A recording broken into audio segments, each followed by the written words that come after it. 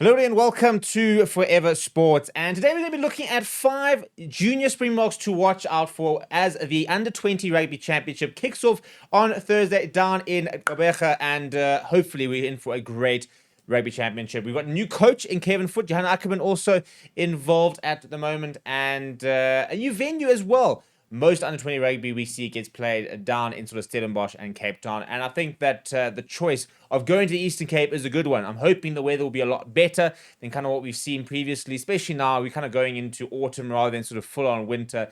Hopefully we'll have good conditions down by the coast. And today we're going to be looking at 5 players to sort of watch out for. This is the big thing when it comes to junior Springbok rugby, is that for me, results are kind of secondary. I want to see the next generation of talent. I personally don't get that upset when we don't necessarily go and win all these tournaments if I can see players being, stars being born. I suppose that's kind of the main thing. However, having said that, we have been very much underperforming over the years in terms of the talent of the group not reflecting in the results.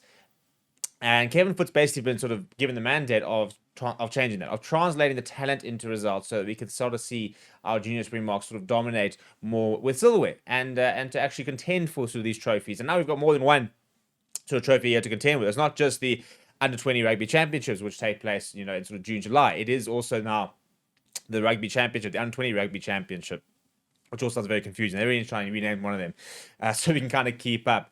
But before we get into it, please do smash a like on the video. Please do subscribe to the channel as well. Let's get into it, shall we? And number one we've got is JC Mars. Now, this is a player who has made a Stormers debut in Western Province and has been involved in the squad before. He is a returning captain junior Springbok coming into the side, and the look says it all. He is exactly what you probably expect. He is another member of the scrum cap sort of outside back union, plays fullback, all on the wing, incredibly quick, fleet-footed, everything you kind of expect. Also a good defender though, to be fair. I think that's a big important thing coming through. We see lots of players when they come through, youngsters that are fleet-footed and quick and can finish, but he's got the full package. He's a really talented player, and there's a reason why he's already played for the Stormers, and he's been sort of on the West Province radar and training with them a lot, because he is a very talented player. He's been one of those sort of bit of a schoolboy prodigy, really. So he, for me, is your big one to watch out in the back line.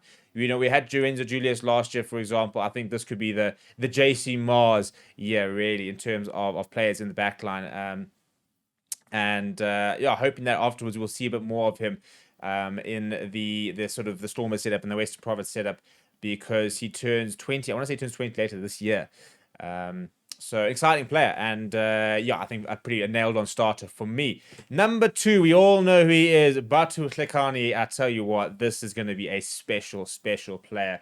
I've had the privilege of watching him live when he played in the Currie Cup last year for the Sharks. Had a couple of URC caps. I think I'm not mistaken, about 1 or 2. I think he's a man mountain. He is an absolute giant, especially the age group. I mean, he was physically probably the most dominant player in the World Championship last year and the Under-20 Rugby Championship, and he was schoolboy. He was a youngster really in comparison, but he's an absolute giant. And we're now talking about a player who's going into a second year playing junior Springboks, and has played at Currie Cup level, and he's played at professional level. And I think, when he goes down to age group level, again, a year ago he was good, and he's only going to get better. So I think he's potentially, for me, your sort of big player to watch overall. I think that he could potentially be sort of player of the tournament vibes. He was one of the few, I think, players who in that Under-20 Rugby Championship last year, I think it was the Gold Coast, stood up and was really, really counted. I think, he was probably the most exciting player to come out of that Under-20 Rugby Championship last year. We sort of sat there going, there's some good players, there's some nice sort of talent and some nice solid players there, but we didn't go, I think, too many sort of, oh my goodness, that's a future Springbok. Batu Tlhekane is a future Springbok. Fantastic personality as well, really enjoys it, really loves the game. And all around a really nice guy from sort of any interaction I've had with him. So I'm really hoping that he does step up and sort of fill the shoes, because I think this is probably your junior Springbok player of the year in the making. He was nominated last year alongside JF and Hearden and Lorenzo Julius, who obviously won it in the end. But he's a big one to watch out for.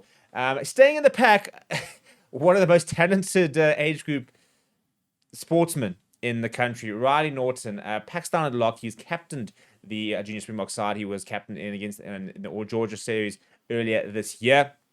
And incredibly talented sportsman. He's also played last year in the ASEAN 19 World Cup, or the Under 19 World Cup for the ASEAN 19s, an all-rounder, bowls quickly, bats as well, and a phenomenal rugby player. So it'd be very interesting to see where he goes. I mean, he does seem to be sort of leaning towards going the rugby route. It's an interesting one. I do think obviously financially, cricket's probably where it's at in terms of making the big money. If you can get yourself becoming a pro tier and going and getting IPL contracts. I mean, Heine Claessen's earning, 40 million rand and the likes of that. You're not going to earn that as a Springbok rugby player, but he's got choices. My gut says I think he'll probably go down the rugby route. I think that's where he sort of seems to be leaning towards, but he's got options, hasn't he? But more to the point, he's just a really good rugby player.